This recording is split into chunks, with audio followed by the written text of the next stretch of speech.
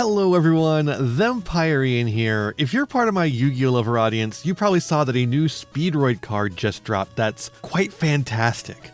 As a known Speedroid fanatic who loves finding new ways to play with these toys, I'm pretty excited. This new card is Speedroid Darumaknocker, based on the Japanese children's game Daruma Otoshi. The Daruma has appeared many times in Yu-Gi-Oh! As it's kind of a fixture of Japanese culture, including as the game Daruma Otoshi. They're extremely stylized depictions of the founder of Zen Buddhism, Bodhidharma, hence Daruma, Dharma, right? Get it? Zen Buddhism is a pretty dominant strain in Japan, so it kind of makes sense that they would start making little charms and such of the founder. Even snowmen are made in his image. Traditionally with the Daruma, they come with blank eyes and the owner paints in the left eye when they select a wish or goal, and then they paint in the right eye when they achieve it. It's a good luck charm. The Daruma Otoshi is a variation on that where the Daruma is placed on a stack of rainbow colored pucks.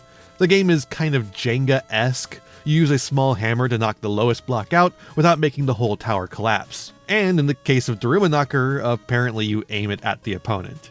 Sounds fun, right? Honestly, with how common this game is, I'm kind of surprised we're only getting it as a Speedroid card now, considering how Speedroid loves to do Japanese games as part of its archetype. So what does the card actually do? Well, it's a circular. They printed another circular, and finally it's our turn. You send a Speedroid card and special the knocker from hand, and then when it goes to the graveyard, you get to search a Speedroid spell trap. How delightful. This card could only be more custom if it also searched the Speedroid spell traps that aren't named Speedroid, or maybe if it could count as a non-tuner, that would also help. It's an incredibly powerful tool though that gives us much more resilient combos than before, both in Genesis and in Advanced. And I thought I could show you some of them today, so let's go. In Advanced, you can use Darumaknocker to send a duplicate and use the trap's ability to summon itself for an instant rubber band shooter, while also searching Scratch in the process. Shooter sending puzzle gets you the red-eyed dice and the Duke, one of which goes to the grave immediately, and the other of which goes when you discard for Scratch to get Terror Top. Now you have dice and a Duke to summon back to the field, along with an unused normal summon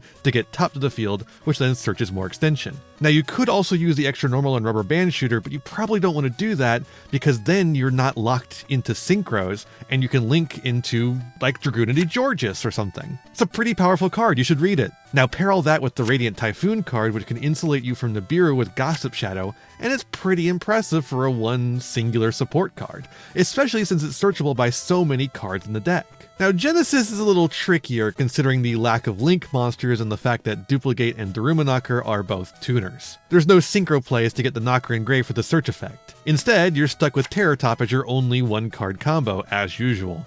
But at least Darumaknocker plays well under the Charmies and Nibiru. Terror Top grabs you Knocker, which sends Duke. Then you have 7 stars for good old-fashioned Clear Wing, which procs the secret bonus effect of Knocker's Spell Search to pop a monster, so pretty helpful going second. The Spell Search effect grabs a Speedroid Scratch, a decent card that gets us dice to summon to make Crystal Wing, or Speedroid Wheel, which is unfortunately a bad card. Because it requires you to summon up to 2 monsters with levels exactly equal to what you roll, if you want to hit every time, you have to run 2 copies of dice, and also Rubber Band Plane, the only level 5 even worth running. And also one of your rolls 3 will get you monsters that aren't red-eyed dice, and you don't have points for Barone. And also if you summon 2 monsters off a wheel, you run into Nibiru before you get to Crystal Wing. So maybe skip on the wheel and just grab Scratch to use your normal or Duke summon on red-eyed dice instead. I suggest the Duke summon. Unless you have to use Scratch to get the Terror Top without discarding Duke, or you don't have a Speedroid to discard for Scratch.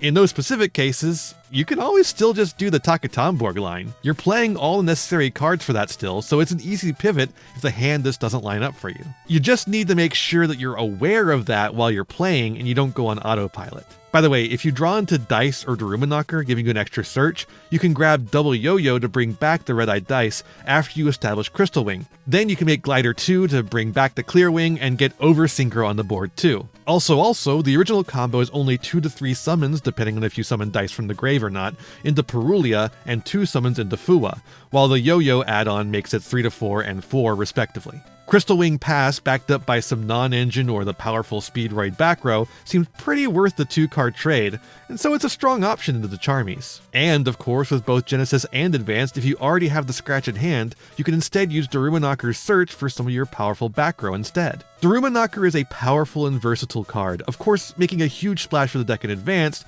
but I think it should be heavily considered in Genesis as well. I think some people wrote it off once they realized they couldn't just easily get the search effect, and while that is a problem, I think it's a problem that's perfectly capable of being worked around if you're willing to put in the testing to get the ratios right. Hopefully I gave all the Speedroid enjoyers out there something to think about, and for the rest of you, a fun history of the Daruma. Sorry about the delay on the actual video essay, you'll get that next week. A bunch of projects came up and one of my monitors died, which really slowed things down. You'll get it next month for sure though, it's really close to finished. Thank you for your patience, and as always, thanks for watching. Hey there, thanks for watching. I hope you enjoyed this video. I got a lot more for you if you want them. Just hit that subscribe button and ring the bell to get notifications. I'd also appreciate if you left me a like and a comment and maybe shared the video around with your friends. You can also follow me on all the usual social media sites and find my other YouTube channels and Twitch channel by checking out my website in the description below for all those links. My videos are funded by my patrons, Ko-fi subscribers, and YouTube members whose names you'll see scrolling by in these credits here. For just $1 a month, you too can find yourself here, trapped in my end screen for all eternity, among other benefits. In particular, I'd like to thank Jeremy Coatney, Frog Prince Michael, Beastsman, Beelzis, Fleekill, Fire Mizumi, Golden Nova, Haru Hayes, Squish, and the almighty Ferret Lord. A big thanks to all my other patrons and to my little community as a whole. Remember to be kind to yourselves, be kind to others, and have a wonderful, whatever time it is for you. Bye!